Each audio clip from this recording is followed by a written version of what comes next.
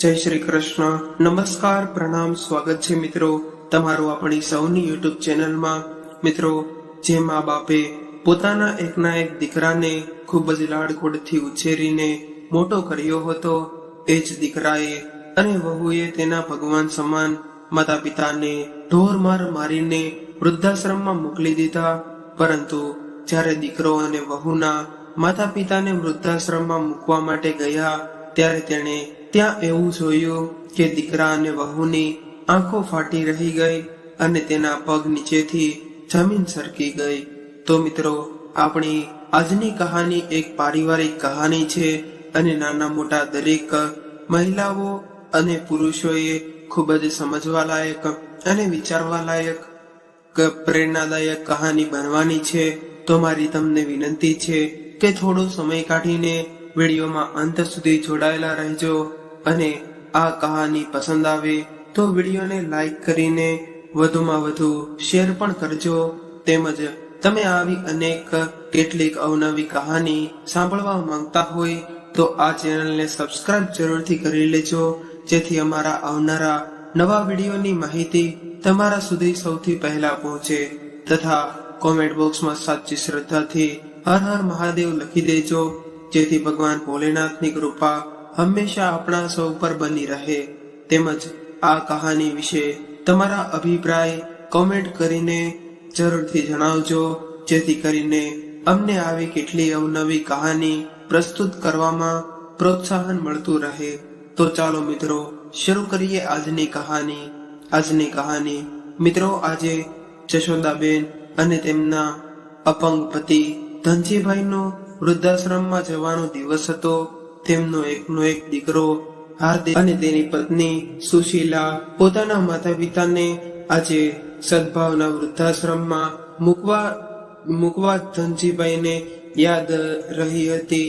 મિત્રો, ધનજીભાઈ એક નાની પ્રાઇવેટ કંપનીમાં મેનેજર હતા અને તેમનો પગાર પણ તેમના 3 જણાનું કુટુંબ ખાઈ પીને જલસા કરતા પણ ખૂટે નહીં એટલો હતો. અને તે 3 જણા આનંદથી પોતાનું જીવન જીવતા હતા અને વર્ષોથી બચત જમા કરીને ધનજીભાઈએ પોતાના સપનાનું ઘર બનાવ્યું હતું અને આ ઘરમાં તેમનો નિવૃત્ત પછીનો સમય આરામથી વિતાવવાના અરમાનો તેમણે સેવેલા હતા. પરંતુ તેમના આ બધા અરમાનો એક દિવસ કાચની માફક તૂટીને ભૂકો થઈ જશે એવું એમણે સપનામાં પણ વિચાર્યું ન હતું. આજે આ જ ઘરમાં હવે ધનજીભાઈ અને જશોદાબેનને તેમના દીકરા અને વહુનું અપમાન સહન કરવું પડતું હતું. નાની નાની વાતોમાં તેમને ચૂપ કરાવી દેવામાં આવતા હતા. આજે તેમણે જ બનાવેલ ઘરમાં તેમના વિચારો કે ઈચ્છાઓ વ્યક્ત કરવાની તેમને આઝાદી ન હતી અને સ્વભાવે શાંત અને પ્રેમાળ જશોદાબેન પ્રભુ ભજન અને દરેક જીવની સેવામાં ખૂબ જ માનતા હતા. તેમના આંગણે માંગવા આવેલ કોઈ પણ ક્યારેય ખાલી હાથે પાછું જતું નહીં. તેમની આસપાસના લોકો તો જશોદાબેનને ભગવાનનું માણસ કે એમ જ કહેતા કે આ જશોદાબેનને 2 દિવસ પહેલા તેમના ઘરમાં સાસુ બહુ વચ્ચે થયેલા બોલાચાલી પછી પાગલ સાબિત કરવાના દાવ ચાલી રહ્યા છે અને તેમની વહુનો અપેક્ષ હતો કે મારી સાસુનું મગજ હવે બિલકુલ કામ કરતું નથી. ત્યારે તેમના દીકરા હાર્દિકે 12 સાયન્સમાં સારા માર્ક સાથે પાસ થઈને અમદાવાદની સરકારી ઇજનેરી કોલેજમાં મિકેનિકલ એન્જિનિયરની ડિગ્રી મેળવી હતી. હાર્દિક ભણવામાં હોશિયાર અને સ્વભાવનો શાંત છોકરો હતો.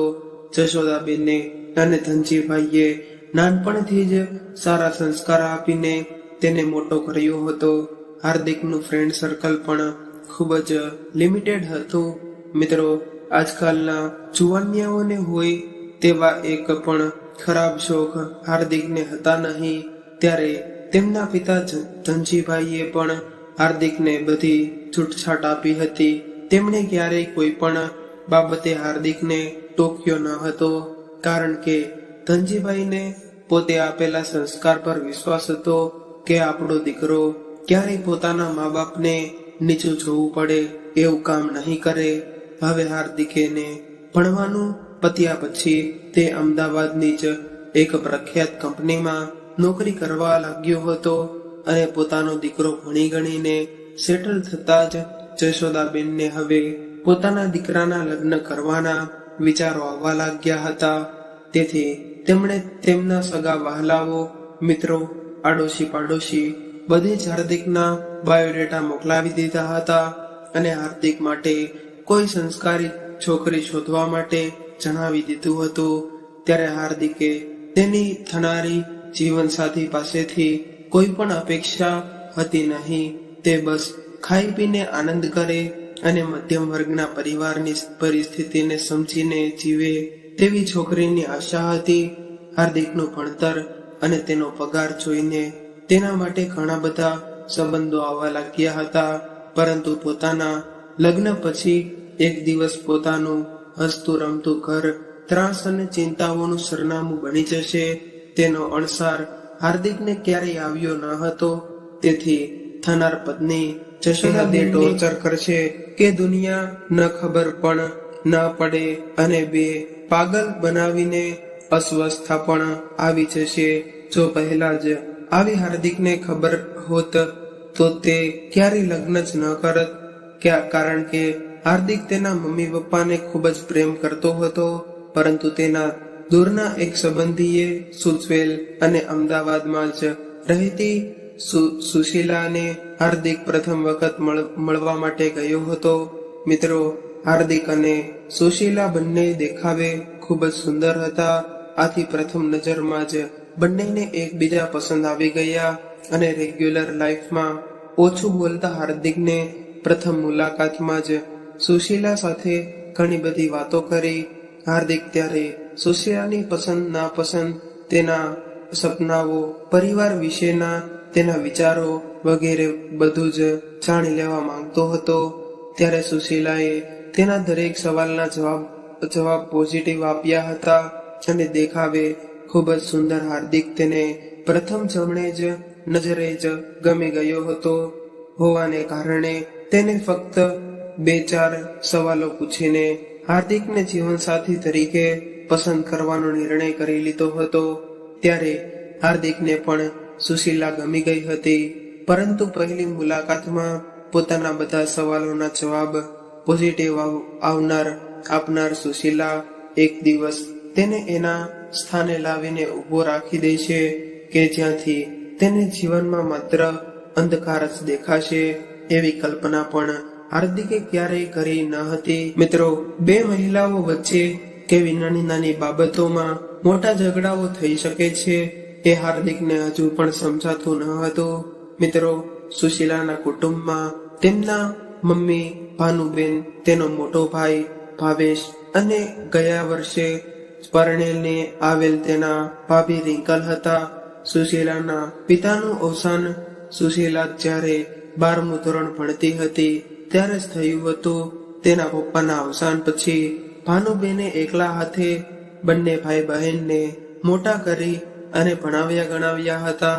ભાનુબેન જ્યાં સુધી તેમનો દીકરો ભાવેશ કામ તો ન થાય ત્યાં સુધી સિલાઈ કામ કરતા હતા અને બીજા મહિલાઓને પણ સિલાઈ કામ શીખવાડવાના ક્લાસીસ ચલાવતા હતા. ત્યારે કરકસરપૂર્ણ વિતાવેલી પોતાની કોલેજ લાઈફ પછી સુશીલાને વૈભવશાળી જીવન જીવવાના સ્વપ્ન હતા અને લગ્ન પછી તે હનીમૂન કરવા માટે હોંગકોંગ કે મલેશિયા જવા માંગતી હતી. તેનો ભાઈ ભાવેશ પણ એન્જિનિયર હતો અને એ પણ અમદાવાદમાં જ જોબ કરતો હતો. સુશીલાએ કમ્પ્યુટર સાયન્સમાં BSc કર્યું હતું અને થોડી બાદ સુશીલા ફ્રીલાન્સિંગ વર્ક કરીને સારા એવા પૈસા કમાતી હતી. ત્યાર પછી હાર્દિક અને સુશીલાની ખૂબ જ ધામધૂમથી સગાઈ થઈ ગઈ. હવે તેમણે બંનેએ સગાઈ અને લગ્ન વચ્ચે તો ગોલ્ડન પીરિયડ ખૂબ જ એન્જોય કર્યો હતો. હવે તો તે બંનેને એકબીજાની એવી ટેવ પડી ગઈ હતી કે ટાઈમ ન હોય તો માત્ર 5 મિનિટ માટે જ, પરંતુ દિવસમાં એકવાર જરૂર એકબીજાને મળતા. ત્યારે સુશીલા હાર્દિકને ઘણીવાર હનીમૂન માટે ફોરેન ટ્રીપ પ્લાન કરવાનું કહેતી. એટલે ત્યારે હાર્દિક તેને સમજાવીને ગોવા કે અન્ય ભારતીય સ્થળ પસંદ કરવા રાજી કરી લેતો, ત્યારે સુશીલા હાર્દિકના ઘરે પણ ખૂબ જ આવજા કરતી હતી. ત્યારે સુશીલા અને જશોદાબેન વચ્ચે પણ સારું બોન્ડિંગ બની ગયું હતું અને જશોદાબેન પણ દિવસમાં એકવાર તો અચૂક સુશીલા સાથે ફોન પર વાતો કરતા હતા. ત્યારે વહુ કેલા થઈ ગયેલા જશોદાબેનને તો ઝડપથી પોતાના દીકરાના લગ્ન થાય તેની જ રાહ હતી. સાસુ વહુ વચ્ચે એટલા બધા લંબાઈ રહેલા સંબંધને જોઈને હાર્દિક અને ધનજીભાઈને હૈયે ખૂબ જ ઠંડક વળતી, કારણ કે સાસુ અને વહુના સંબંધ પણ ઘરની સુખ અને શાંતિનો આધાર હોય છે. એ વાત બાપ દીકરો બંને સારી રીતે સમજતા હતા. હવે હાર્દિક અને સુશીલાના લગ્નના દિવસો નજીક આવવા લાગ્યા હતા, પરંતુ હજુ ગયા વર્ષે જ ભાવેશ અને રિંકલના લગ્ન કર્યા હોવાથી ભાનુબેન ના ઘરની પરિસ્થિતિ થોડી ખરાબ હતી. તેથી તેઓ પોતાની દીકરી સુશીલાના લગ્ન ટૂંકમાં કરવા માંગતા હતા. એટલે ત્યારે પોતાના એકના એક દીકરાના ધામધૂમથી લગ્ન કરવાના સપના જોનાર જશોદાબેન અને ધનજીભાઈ સામે વાળાની પરિસ્થિતિ સમજીને પોતાના દીકરાના ટૂંકમાં લગ્ન કરવા માટે તરત જ રાજી થઈ ગયા અને આર્ય સમાજમાં લગ્ન કરવાનું નક્કી થતા ભાનુબેનના હૈયા પરથી જાણે એક મોટો ભાર ઉતરી ગયો હોય તેવી શાંતિ હતી અને પોતાની દીકરીને સમજુ અને સંસ્કારી સાસરું મળ્યું છે તેનો પણ સંતોષ હતો. ત્યારે હાર્દિક અને સુશીલા ના લગ્ન જીવનના સગા સંબંધી અને અમુક મિત્રોની હાજરીમાં લેવાયા હતા. ત્યારે હાર્દિક અને સાસુ સસરા તરફથી મળેલા સ્નેહથી સુશીલા ઝડપથી તેના નવા ઘરમાં સેટ થવા લાગી હતી. ત્યારે એક દિવસ ધનજીભાઈએ સામેથી પોતાના દીકરા હાર્દિકને તેના હનીમૂન વિશે નો પ્લાન પૂછ્યો અને કહ્યું કે તમે લોકો કોઈ સારી વિદેશી જગ્યા પર ફરી આવ્યો અને આમ પણ અમે લોકોએ તમારા લગ્ન માટે બચાવી રાખેલ પૈસા વધ્યા છે, તો તમે એને યાદગાર પ્રવાસ કરી આવો. ત્યારે પોતાના સસરાએ સામેથી ઓફર કરતા સુશીલા તો એકદમ રાજીના રેડ થઈ ગઈ. ત્યારે હાર્દિક પણ હા ના કરતો એગ્રી થઈ ગયો. ત્યારે ધનજીભાઈ અને નવા કપલની મલેશિયાની ટ્રીપ સ્પોન્સર કરી હતી, પરંતુ ત્યારે તેમને ક્યાં ખબર હતી કે આ જ કપલ ભવિષ્યમાં તેમને વૃદ્ધાશ્રમમાં મૂકવા આવવાનું હતું. હવે આ પરિવારના દિવસો સુખીથી વીતવા લાગ્યા અને સારા પગારની ઓફર મળતા હાર્દિકે કંપની બદલી નાખી. આ કંપની અમદાવાદથી થોડી દૂર હોવાથી હાર્દિક સવારે નીકળીને છેક રાત્રે ઘરે પહોંચતો હતો અને ત્યારે સુશીલા પણ હવે જોબ કરવા ઈચ્છતી હોવાથી તેણે પણ ફરી ફ્રીલાન્સિંગ વર્ક શરૂ કરી દીધું હતું.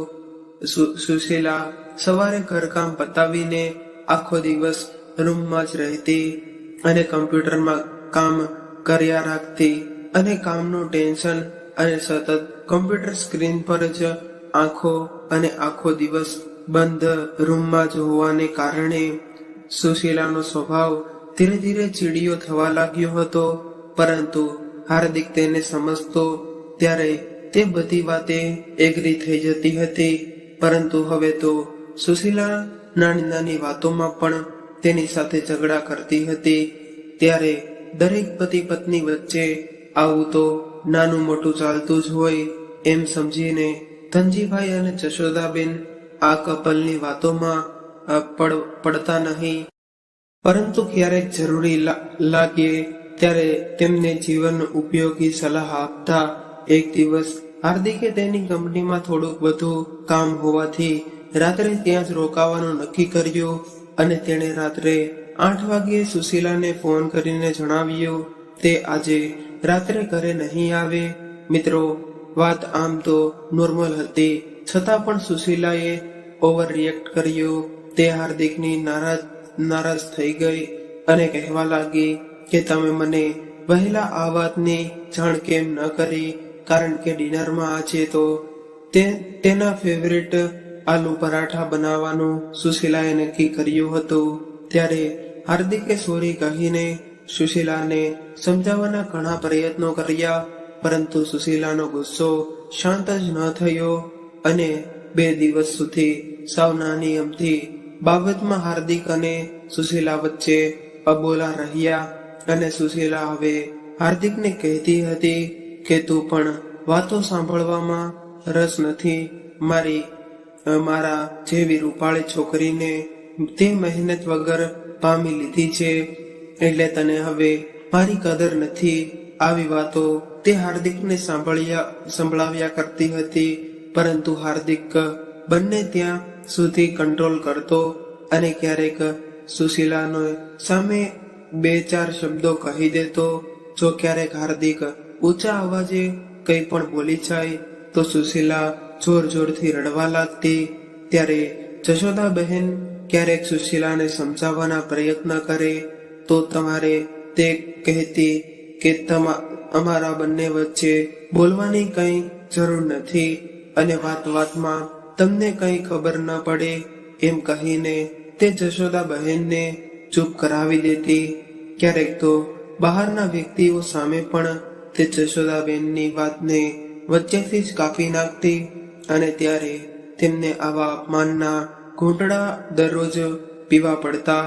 અને ત્યારે જશોદા બહેનને માનસિક રીતે હેરાન કરતી સુશીલાને એ વાતનો ખ્યાલ પણ નહોતો આવતો કે તેની પણ એક માતા છે, એક સાસુ પણ છે અને તેને સહારો આપવા માટે તેના પિતા આ દુનિયામાં છે પણ નહીં. જ્યારે જશોદા બહેન આ બધી વાતો પોતાના પતિ ધનજીભાઈને કરતા, ત્યારે ધનજીભાઈ તેમને સમજાવતા કે આ નવી પેઢી છે, એ તેમના મન મુજબ જ જીવવાની અને આ પેઢીને કોઈનું સાંભળવાની આદત, સાચી સલાહ પણ પચાવી શકવાની આ પેઢીને ટેવ નથી. મારે એ માટે આ લોકોને સલાહો આપવા કરતા આપણે ચૂપ રહેવાનું અને ભગવાનનું નામ લેવાનું. હવે તો પોતાની પત્ની જશોદાબેનને સારી સલાહ આપતા ધનજીભાઈ પણ પોતાના ઘરના આવા તણાવપૂર્વક વાતાવરણથી ટેન્શનમાં રહેવા લાગ્યા હતા. તેમના નિવૃત્ત થવાના દિવસો હવે નજીક જ આવ્યા હતા. પોતાની જિંદગીને બની શકે તેટલી વધુ મોજથી જીવવા માનતા ધનજીભાઈ તેમના ઘરની આવી સ્થિતિને સ્વીકારી શક્યા ન હતા. ત્યારે એક દિવસ તેની કંપનીમાં લંચ બ્રેકમાં જમીને ઊભા થયા જ તેમને પેરાલિસિસનો અટેક આવ્યો. ત્યારે કંપનીવાળા તેમને શહેરની જાણીતી હોસ્પિટલમાં લઈને ગયા અને તેમને ઝડપથી ઈલાજ શરૂ કરાવ્યો. સમયસર ઈલાજ થઈ જતા ધનજીભાઈનો જીવ તો બચી ગયો, પરંતુ તેમના શરીરનો ડાબો ભાગ ખોટો પડી ગયો હતો. તેમના શરીરના અડધા અંગો કામ કરતા બંધ થઈ ગયા હતા. નાનપણથી જ સ્વસ્થ અને ખુશખુશાલ રહેનાર ધનજીભાઈ અચાનક જ વ્હીલચેર પર આવી ગયા હતા. હવે તો ધનજીભાઈ કામ પર જઈ શકે તેમ હતા નહીં, પરંતુ વર્ષો સુધી એક જ કંપનીમાં તેમણે ઈમાનદારીથી નોકરી કરી હોવાથી ધનજીભાઈને નિવૃત્તિના સમય સુધી ઘરે બેઠા જ પગાર આપવાનું કંપનીના માલિકોએ નક્કી કર્યું હતું.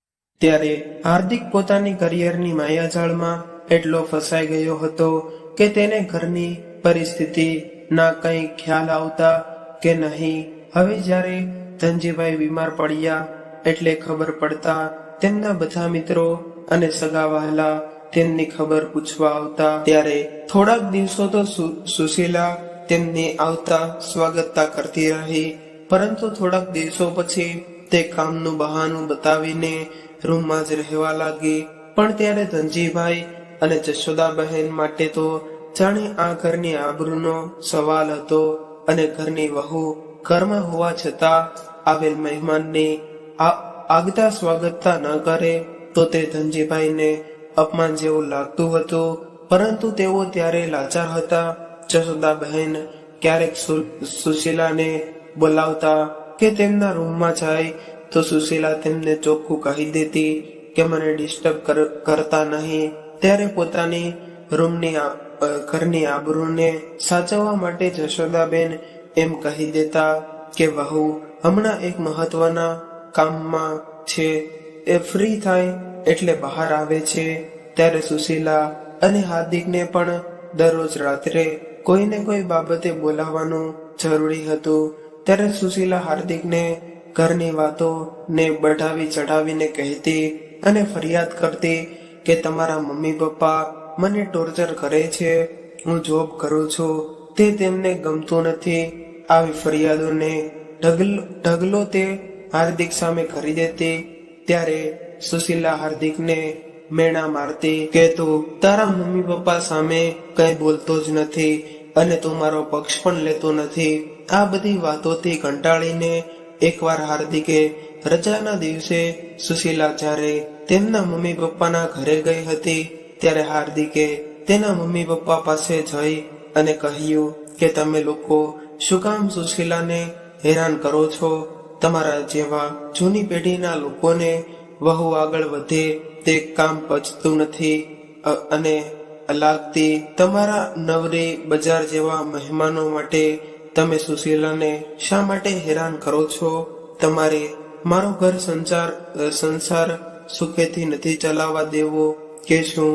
એક પછી એક આવા શબ્દો હાર્દિક બોલ્યો જતો હતો. ત્યારે પોતાના દીકરાના આ શબ્દો ધનજીભાઈ અને જશોદા બહેનને તીરની મારફક ગૂંજી રહ્યા હતા. પોતાના આપેલ સંસ્કારથી મોટો થયેલ તેમનો દીકરો અચાનક આમ બદલાઈ જશે તેની તેમને કલ્પના પણ ન હતી. જ્યારે ધનજીભાઈ પોતાના દીકરાના આવા શબ્દો વધુ સહન ન કરી શક્યા ત્યારે તે સુશીલા અને હાર્દિકને જેમ તેમ બોલવા લાગ્યા. ત્યારે ગુસ્સામાં રહેલો હાર્દિક પણ એ ભૂલી ગયો કે જેની સામે બોલી રહ્યો છે તે તેના પિતા છે. ધનજીભાઈએ પોતાના દીકરા હાર્દિક માટે વર્ષો સુધી આપેલા બલિદાનને પણ તે ભૂલી ગયો. ત્યારે બાપ દીકરા વચ્ચે આમ અચાનક જ થઈ રહેલા ઝઘડાને જોઈને જશોદાબેનને શોક આવ્યો અને સાવ સુનમુન થઈ ગયા. હાર્દિક તો તેના મનનો ઉભરો ઠાલવીને ઘરની બહાર જતો રહ્યો. ત્યારે ધનજીભાઈએ પોતાની પત્ની જશોદાબેનને કહ્યું કે આપણે એવા તે ક્યાં પાપ કર્યા છે કે આજે આપણે આ દિવસ જોવાનો વારો આવ્યો. ત્યારે જશોદાબેને કહ્યું, આવા દિવસ બતાવતા પહેલા ભગવાને મારો જીવ કેમ ન લઈ લીધો? શરીરના આઘાત બાદ આ માનસિક આઘાતની ધનજીભાઈ પર ડબલ અસર થઈ એટલે તે હવે વધુ ગુસ્સામાં રહેવા લાગ્યા હતા અને સુશીલા પણ હવે તેના સસરા સામું બોલવા લાગી હતી. ત્યારે જશોદા બહેન સસરા વહુને શાંત કરવાના પ્રયત્નો કર્યા છતાં પોતાના ઘરમાં ચાલી રહેલા ઝઘડાની જાણ હવે તો પાડોશમાં પણ બધાને થઈ ગઈ હતી. પાડોશીઓ તેમના ઘરની પંચાયત કરતા હોવાથી તેમણે ઘર બહાર જવાનું પણ બંધ કરી દીધું હતું. આ બાજુ સુશીલા દરરોજ રાત્રે હાર્દિકને ઘરમાં જતા ઝઘડાઓની વાત કરતી અને તેના મમ્મી પપ્પા વિરુદ્ધ ચડિયામણી કરતી અને તે રડી રડીને હાર્દિકને ઇમોશનલ બ્લેકમેલ કરતી હતી. અને હવે તો સુશીલા પોતાના પતિ હાર્દિકને તેના પિયરમાં રીસામણે ચાલ્યા જવાની ધમકી પણ દેવા લાગી હતી. ત્યારે સુશીલા હાર્દિકને કહેતી કે જ્યારે મારી કદર ન થતી હોય ત્યાં રહીને મારે શું કરવું? તારા માટે તો હું બધું છોડીને આવી છું, છતાં તને મારી કશી પણ પરવા નથી. આ ઘરમાં તારા વગર હું એક દિવસ કેમ રહું છું એ મારું મન જ જાણે છે. રોજ રોજના આ ઝઘડાથી જશોદાબેન માનસિક રીતે ભાંગી પડ્યા હતા અને હવે તેમને કંઈક ભાન રહેતું નહીં અને ઘર બહાર નીકળવાનું તેમણે સાવ બંધ કરી દીધું હતું અને પોતાની વહુ સુશીલા સાથે બોલવાનું પણ તેમણે બંધ કરી દીધું હતું. તેના સગા વહાલામાં આડતરીતે કહેવા લાગી હતી કે મારા સાસુ હવે પાગલ થઈ ગયા છે, તેમને કોઈ જોડે વાત કરવાનું પણ ભાન નથી, એટલે તે બહાર નથી આવતા. ધનજીભાઈને સુશીલાની આ વાત જાણ થતા તેમણે ખૂબ જ ગુસ્સો આવ્યો.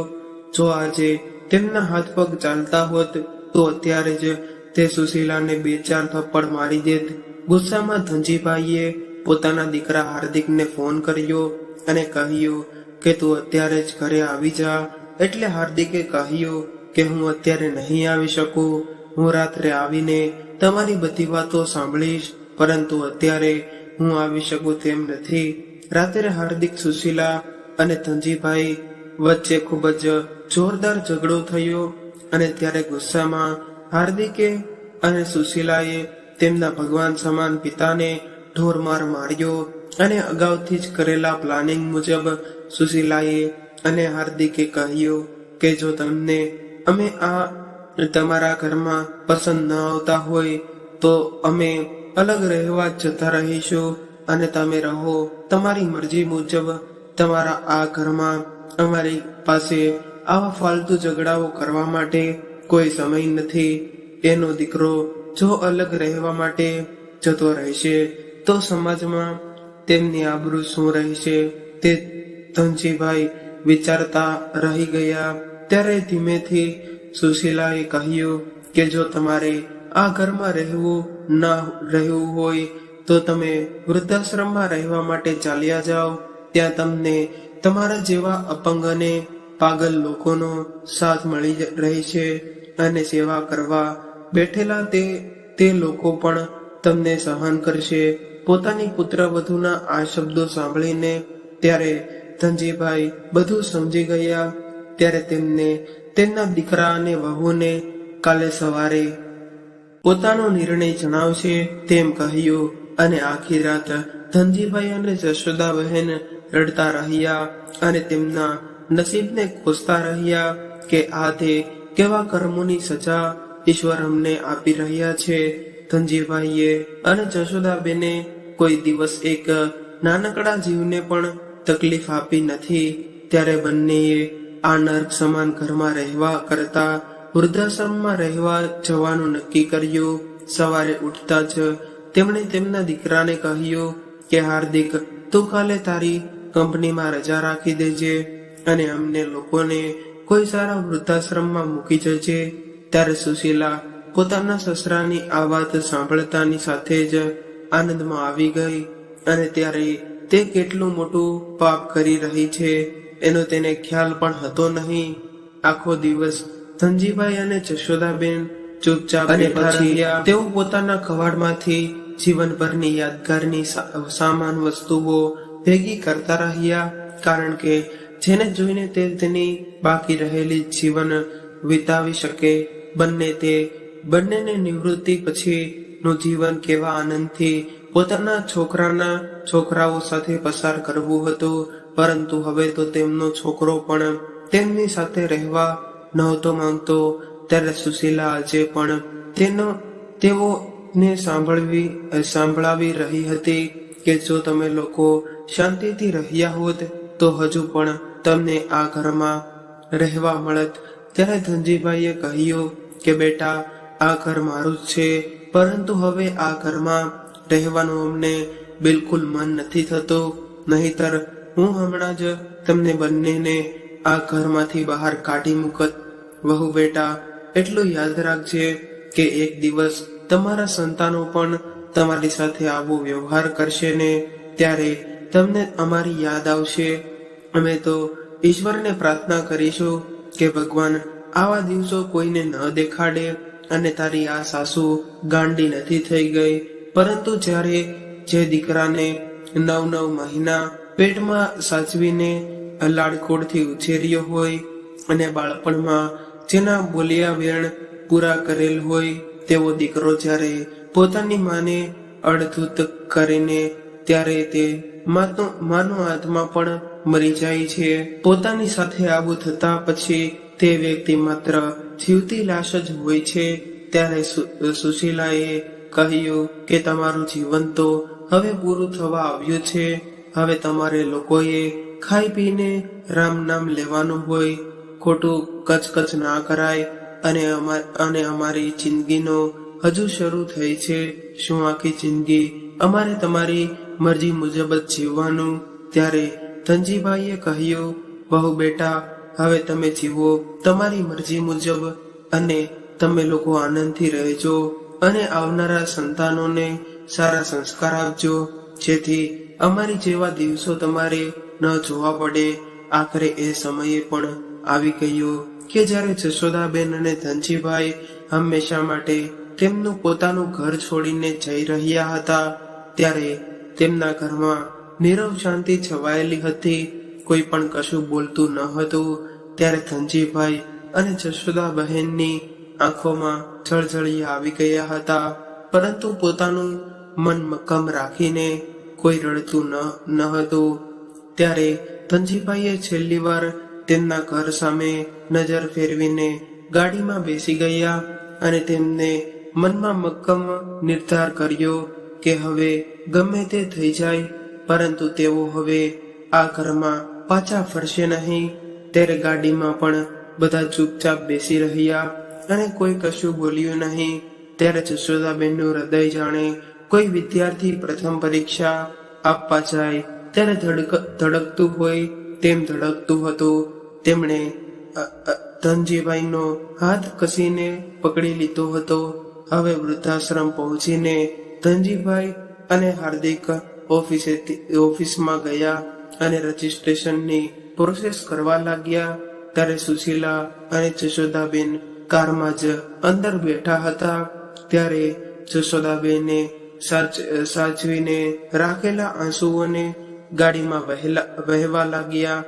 ત્યારે જશોદાબેનને રડતા જોઈને સુશીલાએ કહ્યું કે હવે આવો ખોટો ઢોંગ ન કરો, કારણ કે આખી જિંદગી તમે બસ ઢોંગ કર્યા છે.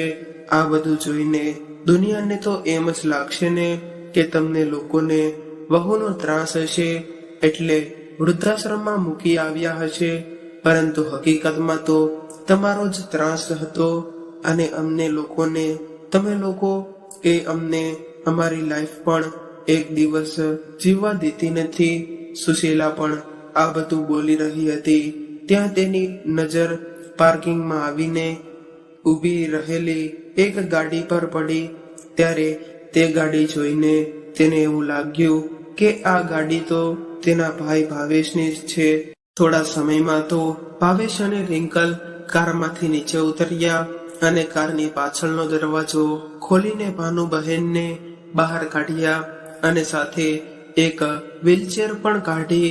અને આ જોઈને સુશીલા તો દંગ રહી ગઈ અને પછી તરત જ તે કારમાંથી નીકળીને ત્યાં દોડી ગઈ.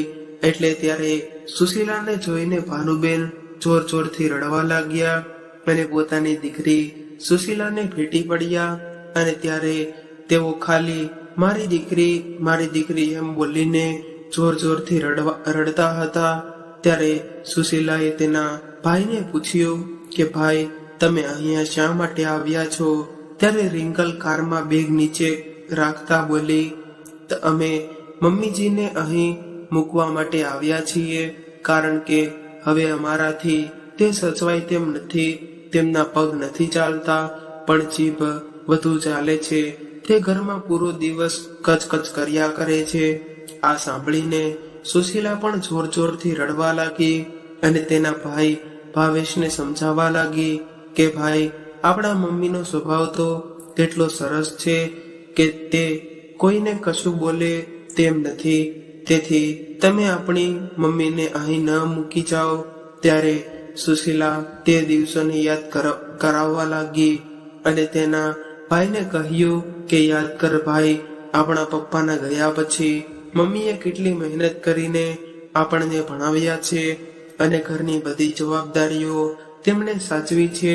અને આજે તમે મમ્મીને જ નહીં સાચવો તો મમ્મીએ આ દુનિયાને જોઈ છે, સરખી રીતે સમજી છે, તો ક્યારેક તે એ બે શબ્દો બોલે છે તો તેમને ઘર બહાર થોડી કઢાય. પ્લીઝ ભાઈ અને ભાભી, તમે લોકો આવું ના કરો. જો તમે આવું કરશો તો બધા લોકો શું કહેશે? જરાક વિચાર તો ખરા કે મમ્મીએ નાનપણમાં આપણને સાચવ્યા છે અને હવે તેમને સાચવવાનો તમારો વારો છે.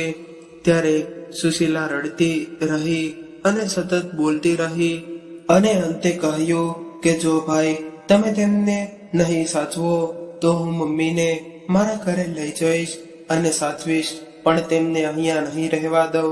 હજુ તો સુશીલા આટલું બોલી રહી હતી ત્યાં તેને ભાન થયું કે તે પણ અહીં તેના સાસુ સસરાને મૂકવા માટે આવી છે, જે હાર્દિકના મમ્મી પપ્પા છે. તેમને હાર્દિકને ખૂબ જ સાચવ્યો છે. જ્યારે સુશીલાને આ વાતનું ભાન થયું ત્યારે તેણે તેના સાસુ સસરાને પાછા ઘરે લઈ જવાનો નિર્ણય લીધો અને તે હાર્દિકને બહાર બોલાવવા માટે આવી વળી. ત્યાં જ તેના સાસુ સસરા અને હાર્દિક સામે ઉભેલા હતા. તેમણે સુશીલાને તરત જ તેના સાસુ સસરાના પગમાં પડીને માફી માંગી અને હવે તેની ભૂલ સમજાઈ ગઈ હતી. ત્યારે તેના ભાઈ ભાવેશે ત્યાં આવીને તેની વાલી બહેનનો કાન મરોડ્યો અને કહ્યું, કેમ બેન, અત્યાર સુધી તારા સાસુ સસરાની બધી વાતો તને કચકચ લાગી રહી હતી, પણ તારા મમ્મીને વૃદ્ધાશ્રમમાં જતા જોઈ બધું સારું લાગવા માંડ્યું. ત્યારે સુશીલાએ રડતા ફરી બધાની માફી માંગી અને તેના સાસુ સસરાને પાછા ઘરે આવવા કહ્યું અને ભાવેશને પણ કહ્યું કે તું પણ આપણી મમ્મીને ઘરે લઈ જા. ત્યારે આ સાંભળીને બધા હસવા લાગ્યા. એટલે બધાને હસતા જોઈને સુશીલાને આશ્ચર્ય થયું. પછી તેણે કહ્યું કે આવી ગંભીર પરિસ્થિતિમાં પણ તમે બધા કેમ હસી રહ્યા છો? ત્યારે ભાનુબહેને કહ્યું કે બેટા, હું કઈ વૃદ્ધાશ્રમમાં જવાની ન હતી. આ તો બધું તારું મગજ ઠેકાણે કરવાનું પ્લાનિંગ હતું. ત્યારે બધા ફરીવાર જોરથી હસવા લાગ્યા અને સુશીલાને બધું સમજાઈ ગયું હતું. પરંતુ ત્યારે ધનજીભાઈએ કહ્યું કે હવે અમારી ઘરે પરત ફરવાની કોઈ ઈચ્છા નથી. અમારી જશોદા ઘણા સમય પછી આજે હસી છે અને તે કરતા તો અહીંનું વાતાવરણ ખૂબ જ સરસ છે. તેથી હવે અમે અહીં રહીશું. આ સાંભળીને સુશીલા વાર કહ્યું, પિતા, તમે મને થોડીક સમય આપો આપણા ઘરને. હવે હું જ્યારે પરણીને આવી હતી ત્યારે હતું એવું જ ખુશખુશાલ બનાવી દઈશ. ત્યારે બધા હસીને પોતપોતાના ઘરની તરફ ચાલતા થયા. તો મિત્રો, આ કહાની તમને કેવી લાગી કોમેન્ટ કરીને જરૂરથી જણાવજો. અને જો કહાની પસંદ આવી હોય તો વિડીયોને લાઈક કરીને વધુમાં વધુ શેર પણ કરજો. તેમજ તમે આવી કેટલી અવનવી કહાની સાંભળવા માંગતા હોય તો આ ચેનલને સબસ્ક્રાઇબ જરૂરથી કરજો, જેથી અમારા આવનારા નવા વિડીયોની માહિતી તમારા સુધી સૌથી પહેલા પહોંચે. તો ચાલો મિત્રો, હવે ફરી મળીશું એક નવી કહાની સાથે. ત્યાં સુધી તમામ મિત્રોને જય શ્રી કૃષ્ણ, રાધે રાધે, હર હર મહાદેવ. કહાનીને પૂરેપૂરી સાંભળવા માટે